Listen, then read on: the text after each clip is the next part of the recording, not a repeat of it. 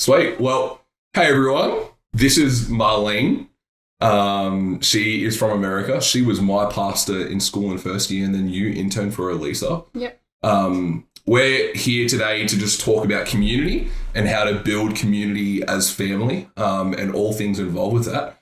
So Marlene is from Redding, California. Yep. She is a pastor at Bethel Church, mainly at the school, Bethel School of Supernatural Ministry, which is a school that we attended. And as Nathan said, she was his pastor in first year and mine in third year. Yeah. So we both have had pretty lengthy experience with her, and We can't escape. yeah, it was so worth it for both of us and life-changing for both of us. And I think that she played a really, really big part in that.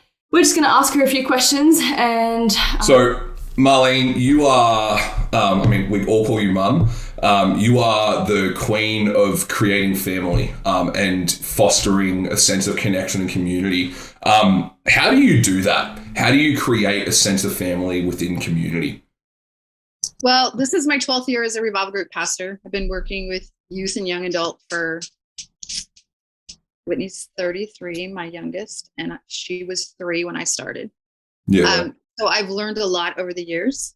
And coming into school as a revival group pastor, not doing school, I was one of the few that was hired without doing school. So I was on a big learning curve, right? So I think it was the 3rd year I was a revival group pastor, and we went to retreat, and I told the Lord, it's games to connect the group and try to build some sort of community playing stupid games. And I was like, Lord, I don't want to play games. Like, if we're going to do this, let's do this. And so he said to me, tell them your story. And I was like, oh, okay, I'll tell them my story. And so I tell them my story. And then I felt like the Lord said, okay, now I want you to have them soak to music. So soaking, if you don't know, is we have them lay on the floor, get really comfortable, and then we play some sort of worship music, and they just it's like contemplative meditation where you're just hearing what the Lord is saying to them without a ton of interaction on their part, just to hear the Lord. And then I felt him ask me to have them get up and share what the Lord showed them while they were on the floor.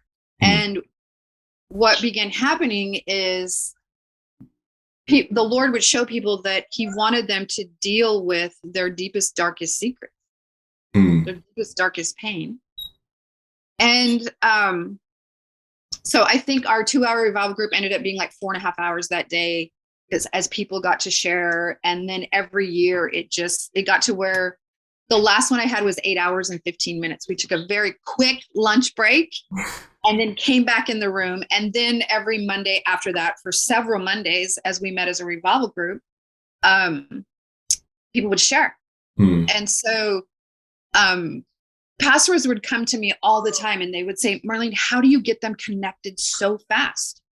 Like they're a family, they're connected. You go to retreat and you come back and you have this family. And I'm like, I don't know. I don't know. Oh, my bird's talking.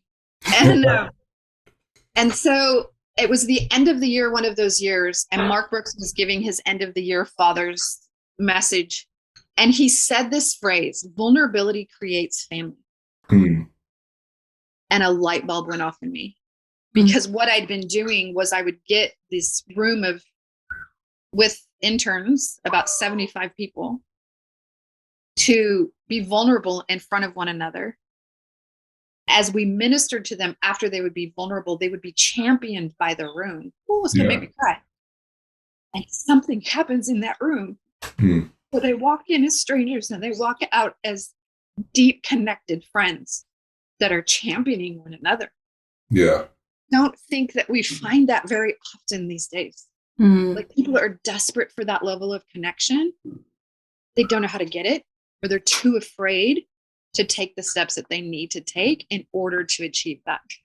I mean, Lisa was only in my group as a 3rd year, so she got to experience the other side of it. But Nathan was there on the floor, sobbing his eyes out, surrounded by a bunch of men. And he got up off that floor a different person.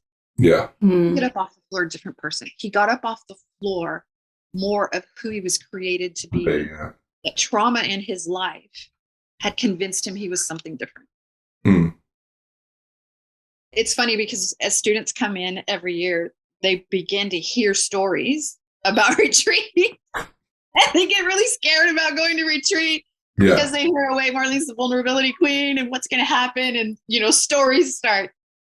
But just the other night, I was at a birthday party for one of my former interns, and a whole bunch of my students were there. And I was just watching them.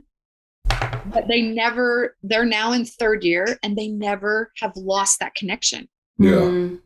They've made ways to continue to foster that connection. And I think right now, as we're on, so many of us are in lockdowns and isolated in our homes. Like right now in America, different places are in real isolation. Reading isn't in we were for quite a while. For several months, we were in, pretty crazy lockdown. Right now, we're not. But the pain and trauma that has caused. And, I moved over to our online school, which had tons of trauma for me. Being an in-person pastor, I want to touch people. Here, let me feel you. Let me hug you. And are you lying to me that you're okay? I mean, how many times do I say this to students? How are you? Yeah, I'm good. Are you lying to me? Because I can feel it. I can attest to that. Yeah. To move over to the online school, which people are choosing that this is their modem of school as opposed to in person, I was terrified. Yeah. It was what the Lord told me I had to do. And it's so not me. And two of my volunteers said to me, but Marlene, we got thrown online before. These people are choosing to be online. Yeah. It's going to be different. Yeah. And what I found was, because I didn't think we could do it, was we created community online. Yeah. What I found was, as I'm looking at the faces of students on my screen, which per revival group ends up being about 30, so you have 2 pages of faces, I felt more connected to them because they weren't hiding on the back row in the room. Their faces are right here in front of me. Yeah. Like they can't hide. Yeah. They have to enter into the community. You guys have been in so much lockdown. And I think if you could get the church to buy into, we could have the same level of connection online as we do in person. Like just me sitting here talking to you guys, like my heart is just melting. I'm so happy because I get to see your faces, And so I think if you guys, I know that it's probably a struggle for all of you. Church is about fellowship and connection. And when you have to sit in your homes and you can't connect with people, it is brutal. So, I mean, you put me in isolation during that time. I do not do well with isolation. That's where I run to when I'm scared. Yeah. And to throw me into places where I can't be with people, oh my gosh, that's where I get my energy from. I get my life from that. That was a really long answer to your question. It's a great answer, though. Just within that as well, like how do you facilitate an environment where people desire to build trust and desire to connect? I know that you already hit on that a little bit, but maybe like a testimony of that happening, or, I'm sure you have so many. I had a student, she hated to hug people. Hated hugs.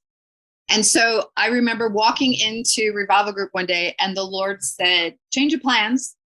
I want you to have everybody get in a circle and then every other person take a step away and make an inner circle with an outer circle. And I'm like, okay. And he goes, and I want you to make them hug until you say stop. And I'm like, okay, like this is really weird. So I tell them, and then, so I would say, okay, 20 seconds, you have to hug the person in front of you. And then I would make the inner circle switch to the next person and hug that person. And then they'd switch and hug that person. And it began to where people began to weep around the room. Mm. Some people were so starved for physical touch. Mm. But you see, you can't, the body was made where when you get a hug from someone, you can get a hug and yeah, it feels good, but it actually isn't a hug until you've hugged for 20 seconds, where your body then can release the hormones, the connection hormones. So when this was all over with, she walked up to me and she was so mad because I made her do it. And she goes, okay, I just want you to know that I hugged every single person. I didn't like it, but I did it. And I was like, yeah, because I love pushing people past their comfort zone. She became one of the biggest huggers in our revival group. Yeah, wow. She always looked angry when she would come in. She was just so shut down. And pretty soon, smiles began to come on her face, and joy began to come on her face. And by the time she got into second year, she was a completely different person. Yeah, wow. Completely different person. That's awesome. Wow. From hugs. From hugs. From allowing herself to be loved in a moment. Yeah.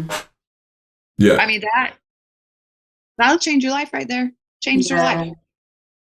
Because it began to unlock places that she had locked down because connection and hugging and whatever she didn't have a good experience with it.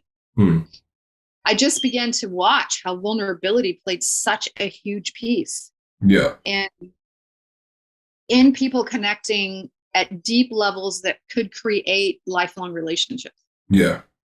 Vulnerability is the key. Totally the key. Yeah. But you say the word vulnerability and people are running and hiding in bushes and cabinets. And yeah.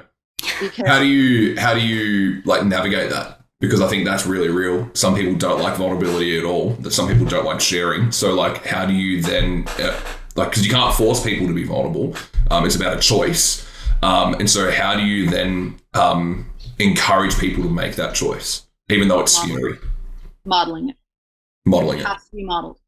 You can talk about it till you're blue in the face, but until they can see that you are modeling it and the effect that has not on, like when I model vulnerability, the effect that it has on me, but also the effect that it has on them or the people in the room, then they go, oh, because as Chris Allison always says, vision gives pain a purpose. So I'm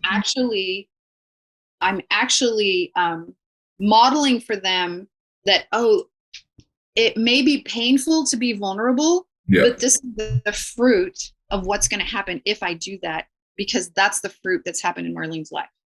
Yeah. So like, I don't push people into vulnerability. You guys know that. Yeah. It's choice. If a student never shares the whole year, that's okay. If they wait till April, and I've had that happen, yay, because it's not vulnerability if you force people to be vulnerable. Yeah. It's not. No. And I have to be okay with, it's not their season to step into that. And that's totally okay. But I also, don't want people going around, like I have a crazy story. You guys know my story. But I wouldn't encourage people to go around and tell everybody that story. Yeah. But it's what I'm called to do, because I'm leading people into vulnerability, connection, and community. Here's the thing that I've also found. If you can't be vulnerable with the people around you, you more than likely can't be vulnerable with the Godhead, with the Father, the Son, and the Holy Spirit. Yeah. You can't do it. So people have an experience of community, and it may not be good, and it may be bad and traumatic. And then you're trying to bring them into a new community and establish that family sense and, help them experience restoration. How do you help them not project their past experiences onto their current experience? And this is another word people don't like. It has to be confronted. People don't like to do confrontation, but confrontation can be done in a really healthy, loving way by saying, hey, this is how that behavior is affecting our environment. Yeah. And you're too good for that behavior. When I get students every year they always ask us to read their applications before we meet them at registration day. And I don't do it, not out of rebellion. Yeah. I don't do it because I prophesy over every single student at registration. And I want to hear the heart of God for them. Mm. Oh, I'm going to cry before I hear their stories. Mm. Yeah. Just like with you, Nathan. Mm. I chose Nathan to go to Haiti with me, and Nathan was cocky and he was still the broken young man that he was when he came. And he stood up in my office and I slapped him on the chest and I started to cry. And I said, Nathan, I see you. Mm. And that's, and what I see is who I chose to go to Haiti with me. Mm. It wasn't who he was in that moment. Yeah. But what if we got the heart of God for the people in our community? It's so easy to go, oh, but this is who you are. This is who you're supposed to be. Yeah. Instead of going, oh, you had multiple affairs on your wife. Like that is going to determine how I'm going to interact with that person if I don't have the heart of God for that person. Yeah. Mm. But if I can create a safe place where that person can come in and go, here's my life. And I can go, okay, that's who you were. Yeah. But this is who God is calling you to be. And I get to point them to a different direction than their past. Yeah. Now, some people, it can be really hard because their whole identity is wrapped up in them being a victim. I just have to keep speaking truth to them. No, this is what God says. No, this is who you are. That past experience isn't going to define who you are right now. But one of the things that we have to realize is that if you're hurt by men, you will get healed by men. If you get hurt by community, you'll get healed by community. Yeah. If you get hurt by the church, you'll get healed by the church. So what that does is it takes you to have to face fear Yeah. and step into the place where your pain and trauma came from in order to let that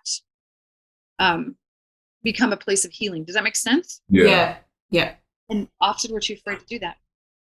Mm. Mm. But I don't ever want fear to be the loudest voice in my life. Can't let fear be the loudest voice in our life because it's going to hold us back from everything that God has created us to do. Yeah. This to be. It's going to hold us back. And so I run at fear. Yeah. Every time I feel an inkling of fear, nope, I'm going to do that because I feel fear. I'm going to run at it. So if I'm afraid to connect community, I get to decide, do I want to live in the state that I'm living in right now in fear? Or do I want to live in freedom and the abundance that Jesus paid for? And run at that thing and enter into the place where I was hurt and let that community bring healing to me. Yeah. It's powerful. It makes me think of that quote that you have on your wall, how big is your brave? Yeah. And the importance, I think that's one thing that I was like, having experienced you model vulnerability and having experienced you model like stepping in and running at fear. Like that was the one thing that I learned from you was that it takes courage and it takes you being brave. But on the other side of that fear is the freedom that you are after and the freedom that you actually so deeply desire, even if you're not aware of it. And I think that's so important for community is to recognize, firstly, as you've said, you've got to create that safe space for people to feel like they can. But then on the other side of the fear and the questions and the misunderstandings and the confusion that people have is the freedom that they're after.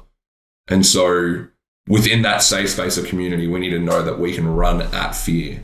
And that's, I've experienced that from you. And I can attest to that being true.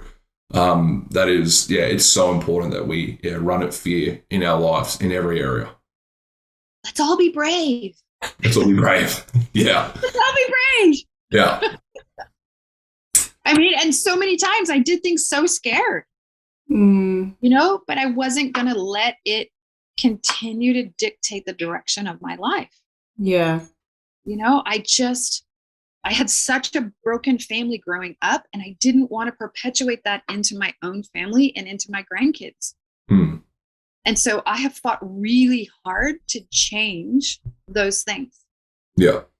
Fought really hard Mm. because I'm gonna leave a legacy, and I don't want to leave the legacy I was given. Mm. I want to leave a legacy that is based and founded on kingdom foundations, and Yeah. part of that is, I mean, Jesus, he got the most vulnerable you could possibly be when he was hung on the cross. Yeah. Yeah. You know? Mm. So he has modeled vulnerability for us. Yeah. It's one thing that we That's run true. away from, Yeah. you know? So obviously, as a pastor of a group, for you, for the rhythm that you operate in as a school as well, you get kind of new groups every year and things like that. But how do you create longevity in a community when it's not just for a season or not just for a year, but it's that long-term like community, and you want to build, that longevity together. How do you practically do that? Well, I mean, it's a little bit harder for me because I have such a turnaround of students, Yeah. and there isn't a physical way for me to be in a long-term relationship with, I mean, this is my 12th year. So I actually make it clear to students if they want to continue, if I'm super close with them, then I try to stay in connection. If I wasn't super close with them, I make them realize you literally have to go home and find your community. Mm. Because if you continue to hang on to the community that you have here, you're going to go home and sit in isolation and try to wait for that community to come to you, instead of you modeling what you learned and creating that community for yourself. Mm. Like you guys, it's an occasional conversation. It's not a relationship. Mm. But I do know students who were in a revival group together who are still in relationship and meeting up, 8, 9, 10 years later. And so I think it's your level of buy-in. So I think it's different when it comes to the church as opposed to the school. Yeah. If you want to talk longevity within the church, it's building places. It has to be more in small group form. I would say no more than 20 people. Mm. Even that is kind of pushing the boundaries of, good community, good connection. People saying, okay, I am going to do this. Yeah. And if it gets difficult, when you're put in a small group in school, you don't get to choose the people you're in small group with. Yeah. And sometimes those people that you're put in small group with are like sandpaper on your skin. They are rubbing you the wrong way. And I tell students, I will not move you out because you don't get along with that person. You have to get the heart of God for them. And you have to push in and lean into that relationship. I tell my third years, if someone's being difficult, the easy way is to step back, is to lean back away from them. But what I want you to do is lean in. Mm. Lean in.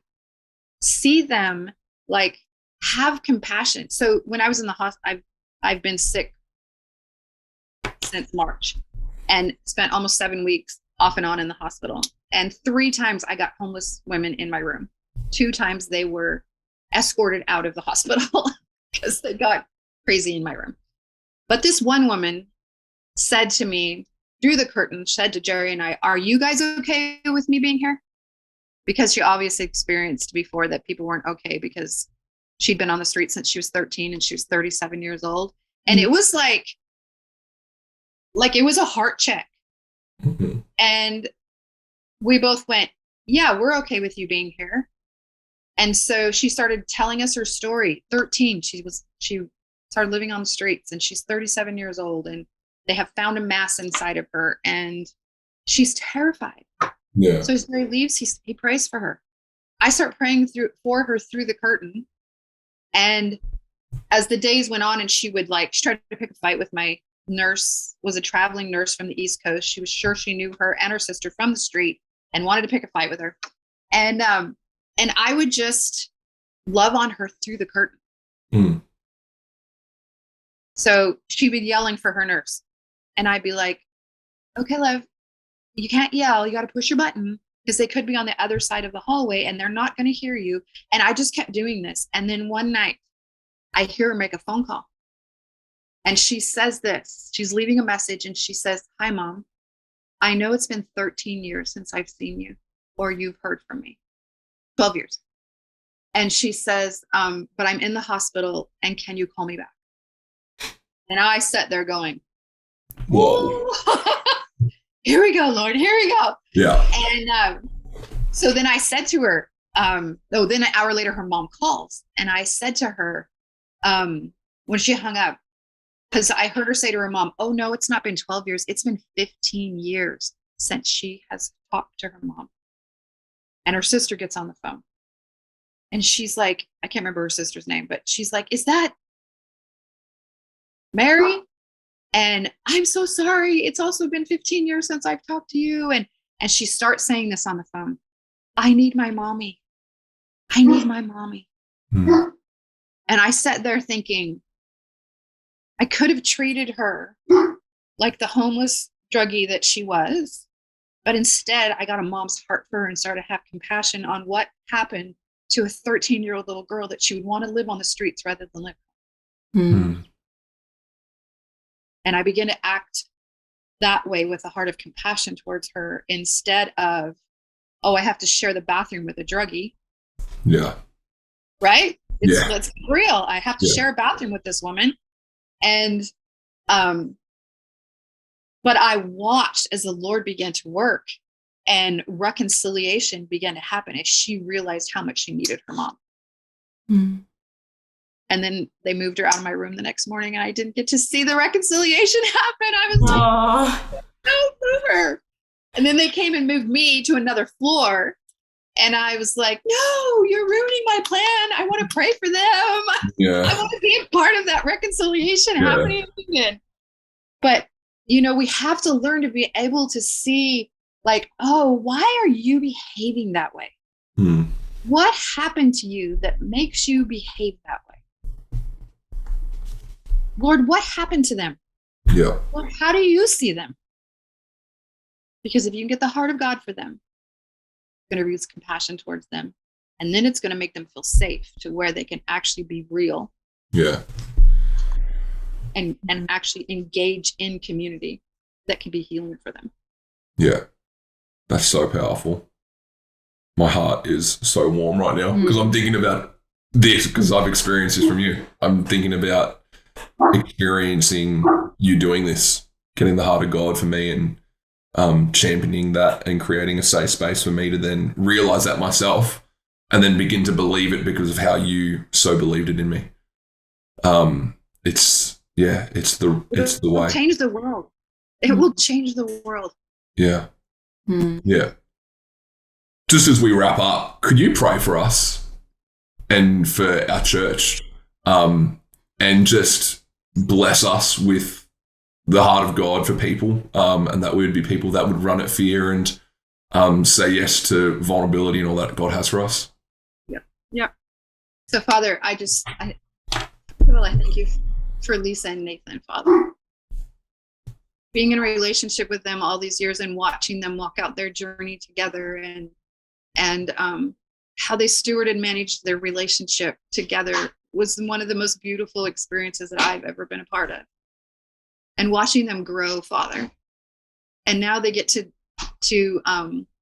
be in community with people and they get to do it with them. So, Father, I ask that the church can get a hold of the life and freedom and abundance they can live in by living in true community with the people that you have put in their church in relationship together. And Father, I just thank you that that there's a hunger in Nathan and Lisa to see this manifest into their church. And so I ask that you begin to prepare the hearts of the people, Father. I ask that the people in their church learn how to become safe spaces for those in community around them. Father, that when there's an issue, the first place they run is to the church instead of coping mechanisms and pain medications they use. They actually run into the church, even if it's through Zoom, to engage with the community that you've put them in, where their freedom and hope and faith can come from. So, Father, I just ask that this be a season where connection is so hard right now, especially in Australia with everybody being in lockdowns, that they find the beauty of online. They find the beauty of being in a relationship through Zoom. That it can happen just as it can happen in person. And it can actually be better than in person. And so, Father, I just release that.